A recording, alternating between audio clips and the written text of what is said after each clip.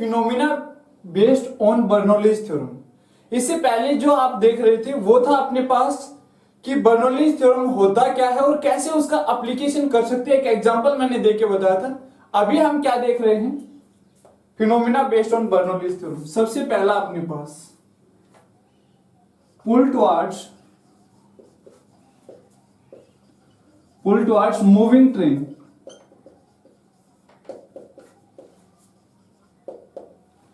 देखो मान के चलो आप प्लेटफॉर्म पे खड़े हैं, ऐसे आपके नजदीक से ट्रेन बहुत तेजी से गुजर जाए, नजदीक से ट्रेन बहुत तेजी से गुजर जाए, तो उस ट्रेन की जो हवा की स्पीड रहेगी अपने पास, उसके कारण आगे का प्रेशर, हमसे जो आगे प्रेशर वो कम हो गया, पीछे का प्रेशर बढ़ गया, कंपेरेटिवली बढ़ गया, तो आप किधर ट्रेन की तरफ खींचे चले जाओगे। तो ये पुल टुवर्ड्स मूविंग ट्रेन किस पे बेस्ड है, बर्नौलीज थ्योरम। दूसरा अपने पास take off an aeroplane. Take off an aeroplane, हवाई जहाज का जो उड़ना है वो भी बर्नौलीज थ्योरम पे है। तीसरा अपने पास एक डिवाइस आती है वेंचुरीमीटर।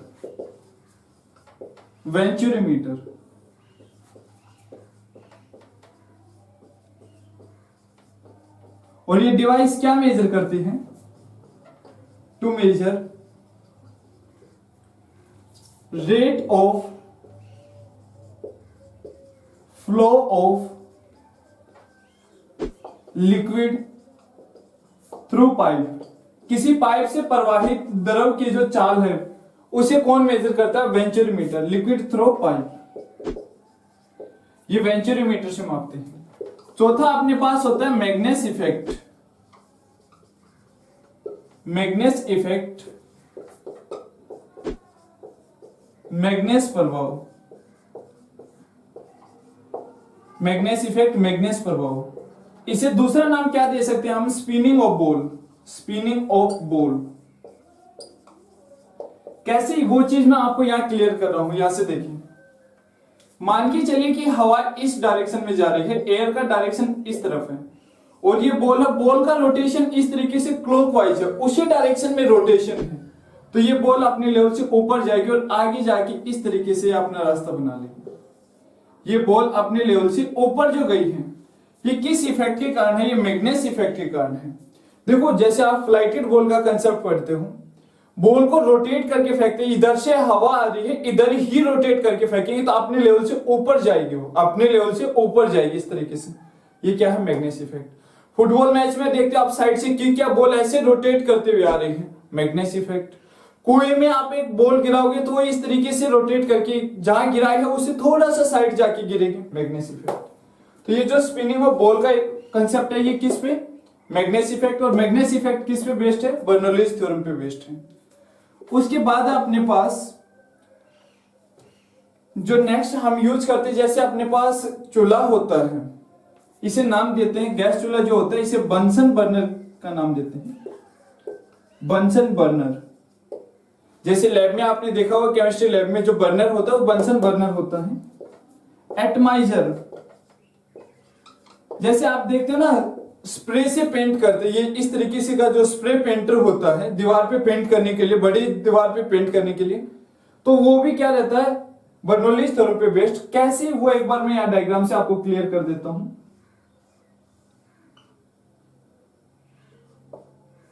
इस तरीके से यहां पे मैं पिस्टन लगा देता हूं ये। अब जब आप इसे इधर मूव करवाओगे तो यहां से हवा आगे की ओर जाएगी तेजी से, तो यहां आगे से जाएगी तो प्रेशर यहां पे क्या हो गया है, सॉरी स्पीड ज्यादा, तो प्रेशर यहां क्या हो गया, कम। तो यहां से जो लिक्विड इसके अंदर है, इसके अंदर जो लिक्विड है वो इसके साथ फ्लो करना शुरू कर देता है। तो ये क्या है, एटमाइजर है। ये भी किस पे डिपेंड करता है, बर्नौलीज थ्योरम पे। जो डीओ वगैरह आप यूज करते हो वो भी बर्नौलीज थ्योरम पे वर्क करता है।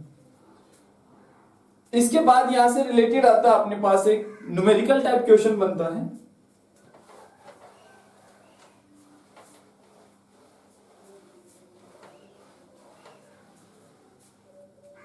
सिक्स पार्ट में इक्वेशन ऑफ कंटिन्यूटी, नियमितता का समीकरण, इक्वेशन ऑफ कंटिन्यूटी।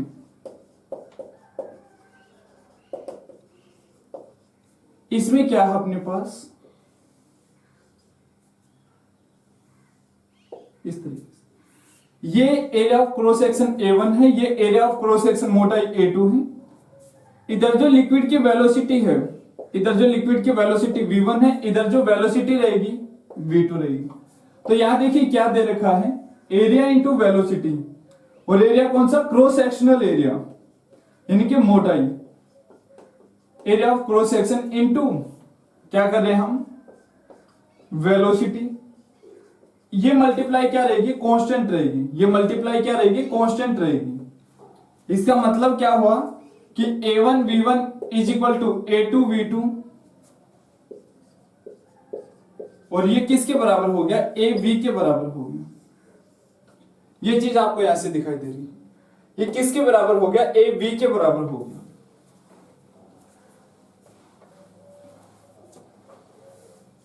चलिए, इक्वेशन ऑफ कंटिन्यूटी के बाद में हम इससे आगे क्या देखते हैं, बर्नौलीज थ्योरम पे बेस्ड एक बेसिक एग्जांपल। जैसे आप पाइप से जूस को खींचते हो तो क्या करते हो, हवा से बहुत तेजी से अंदर की ओर हवा खींचोगे तो वहां हवा का प्रेशर क्या हो गया, ज्यादा हो गया, सॉरी हवा का स्पीड ज्यादा हो गया, प्रेशर क्या हो गया, कम, तो नीचे से ऊपर की ओर फ्लो करना शुरू कर देता है।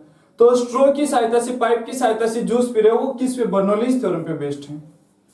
इसके बाद एक ऐसा क्वेश्चन है जो आपको कभी भी पजल कर सकता है। क्वेश्चन को बेसिक से, डेप्थ से समझना बिल्कुल लॉजिकल क्वेश्चन है। ये एक ट्रेन है, ट्रेन के अंदर आप बैठे हुए हैं, आपके हाथ में एक कैंडल है,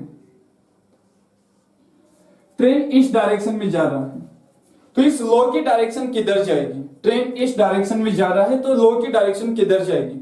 अब मैक्सिमम स्टूडेंट का आंसर होगा कि अगर ये इधर जा रही है तो लॉ को इधर जाना चाहिए, लेकिन गलत। इसका सही आंसर क्या रहेगा, लॉ भी इसी डायरेक्शन में जाएगी। वजह क्या है, क्योंकि यहाँ एयर का जो मोमेंट होगा वो ज्यादा, तो प्रेशर क्या हो जाएगा, कम, और लॉ हमेशा हाई प्रेशर से लो प्रेशर इंडिकेट करती है। तो इस वजह से इस प्लेन की डायरेक्शन और ट्रेन के मोमेंट की डायरेक्शन दोनों एक जैसे रहेंगी, ये आपको ध्यान रखना है। तो ये था अपना बर्नौलीज थ्योरम जो कंजर्वेशन ऑफ एनर्जी पे बेस्ड है।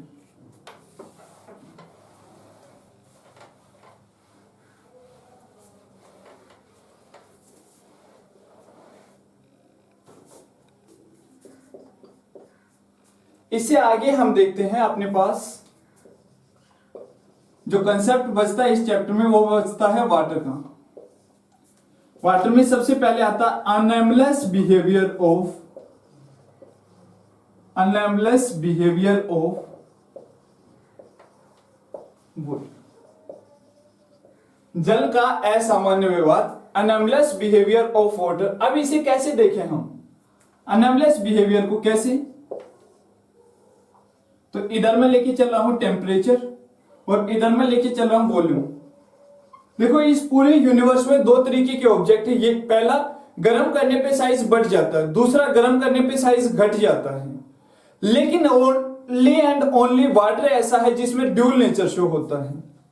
मतलब देखो 0 डिग्री सेल्सियस ये है, 4 डिग्री सेल्सियस ये है, तो 0 से 4 तक तो वॉल्यूम क्या हो रहा है, डिक्रीज, उसके बाद वॉल्यूम क्या हो जाएगा, इंक्रीज। ये 4 डिग्री सेल्सियस ये 0 से 4 वॉल्यूम क्या करेगा, डिक्रीज, उसके बाद क्या करेगा, इंक्रीज। 4 पे क्या रहेगा, मिनिमम। तो यहां से मैं देखता हूं 0 to 4 डिग्री सेल्सियस वॉल्यूम आयतन क्या कर रहा है, डिक्रीज कर रहा है, कम हो रहा है। 4 डिग्री सेल्सियस पे क्या है, मिनिमम है, और 4 डिग्री सेल्सियस से आगे जब आप जाओगे तो ये वॉल्यूम क्या कर रहा है, इंक्रीज कर रहा है, वॉल्यूम इंक्रीज कर रहा है। तो ये तो था change in volume with temperature for water. और उसके बाद अगर डेंसिटी की बात करूं मैं, इधर टेम्परेचर, इधर 0 डिग्री सेल्सियस, डेंसिटी के लिए कर्व कुछ इस तरीके का। तो ये जो पीक पॉइंट है इसका, यहाँ पे वैल्यू कितनी है, 4 डिग्री सेल्सियस, और उससे आगे फिर डेंसिटी क्या करेगा, डिक्रीज। तो डेंसिटी की जब भी मैं बात करूंगा तो 0 to 4 डिग्री सेल्सियस, इधर है density rho, 0 to 4 degree Celsius density क्या कर रहा है, इंक्रीज कर रहा है। 4 डिग्री सेल्सियस पे डेंसिटी क्या है, मैक्सिमम है। और अबव 4 डिग्री सेल्सियस की अगर मैं बात करता हूं तो डेंसिटी क्या कर रहा है, डिक्रीज कर रहा है। तो ये जो ड्यूल नेचर शो कर रहा है ये only and only water show करता है। इसे वाटर का अनोमलस बिहेवियर या एबनॉर्मल बिहेवियर नाम दिया जाता है। अब आपसे पूछा जाता है कि सर्दियों के मौसम में क्या वजह है कि पाइप फट जाते हैं, तो वजह ये है। उसके बाद यहां से एक और क्वेश्चन बनता है कि सर्दियों के मौसम में क्या वजह है कि जो मछलियां होती हैं या वाटर बॉडीज जो भी होगा वो नीचे की ओर शिफ्ट कर जाता है। क्योंकि हम जानते हैं यहाँ पे 0 डिग्री सेल्सियस, इससे थोड़ा भारी 1 degree Celsius, 2 degree Celsius, 3 degree Celsius, और सबसे भारी जो पानी है हैवी वाटर, वैसे नहीं डेंसिटी में जो हैवी है वो अपने पास H2O कब रहता है 4 डिग्री सेल्सियस। तो हम जानते हैं कि बॉटम का टेम्परेचर हमेशा क्या रहेगा 4 डिग्री सेल्सियस। इससे ऊपर मिड पॉइंट का क्या रहेगा 2 डिग्री सेल्सियस। अगर सर्दियों की बात करते हैं तो यहाँ 2 डिग्री सेल्सियस। ऊपर एक बार जब आइस बन जाता है, तो आइस क्या रहता है इंसुलेटर ऑफ हीट, अपने अंदर से हीट को नहीं जाने देता। इंसुलेटर ऑफ हीट, आपने इग्लू का नाम सुना होगा, जो बर्फ के घर बनाए जाते हैं, वो क्या करते हैं इंसुलेटर ऑफ आइस का कंसेप्ट यूज करते हैं कि बर्फ अपने अंदर से हीट को बाहर नहीं जाने देगी। अब एक बार जब बर्फ बन जाती है तो नीचे से कोई हीट बाहर नहीं जा पाएगी, तो बर्फ के जस्ट नीचे जो वाटर है वो कितने डिग्री सेल्सियस 0, उससे थोड़ा नीचे ये 1 डिग्री सेल्सियस, मिड पॉइंट पे 2 और बॉटम में 4 डिग्री सेल्सियस। अब जैसे फिश वगैरह जो रहती हैं वो इस तरीके से रहती हैं। अब ये सर्दी के मौसम में कहां चली जाएंगी, ये सर्दी के मौसम में नीचे चली जाती हैं। तो ये चीजें आपको ध्यान रखनी है। तो ये था अनोमलस बिहेवियर ऑफ वाटर।